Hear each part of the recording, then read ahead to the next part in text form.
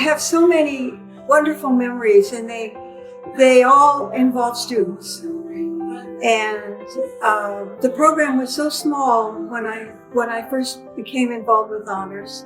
We were over in Phillips Hall, and we had one room and an office. That was it.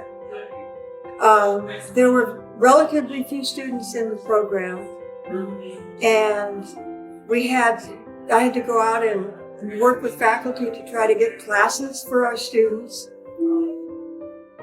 And when Dr. Hitt told me one day that he had talked to two people who were supporters of the university, the Burnett's, and that they were going to donate money to build an honors building. We were just a program. We weren't a college at that point. And the state of Florida has a program where if people donate money, the state will then match that. And so we built a building, and everyone was involved. And I mean, it was just, it was so exciting to have something like that going on. Faculty and administrators aren't supposed to be on construction jobs, right? But I kept coming over and getting in his hair. And so then he finally, and I was so interested in and so involved that he finally just sort of, he just finally accepted that I was just going to be here. Right? Yeah. So I came over to the trailer that they had on the property, the construction trailer, one morning, and he handed me a white hard hat with my name on it. And he said, "This is for you. You may as well have your own hard hat because I know you're going to be here all the time." And I have a very clear memory of the day we actually moved in, where we had to pack everything up, and we had just about every student in the program was helping us. And we had stickers on all the boxes so they'd go to the right offices. And then at the end of the day, we had just this wonderful celebration, and we had pizzas and Cokes brought in, and we all just sat in this room and kind of looked at each other and laughed.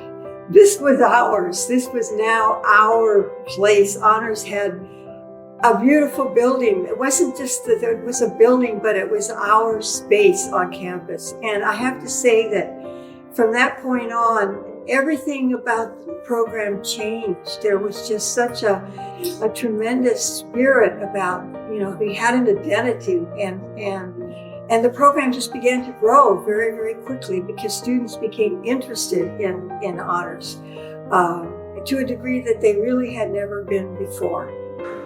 And we always tried to maintain a family atmosphere here where students could come, because the university got bigger and bigger and bigger. And so this was always a safe space.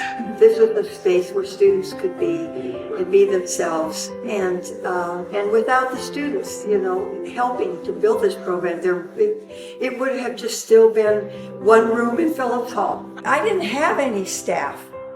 I had students who they were doing the job of being staff, and they were having to do all of this while they were studying and having their own lives, right? And they were working weekends, they were working nights, they were doing this kind of thing that you're doing. And that's what made this college. So it's a family. When I retired, I didn't know what was going to happen. It wasn't that the program, that it was about me. It wasn't. But you work so hard to build something, and I don't mean just to build it, but to build the program, and then you walk away from it, as it were.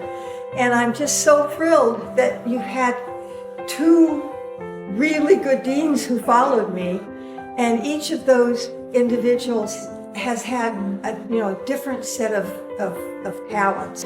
And the program now is just in a place where I could never have believed that we would be.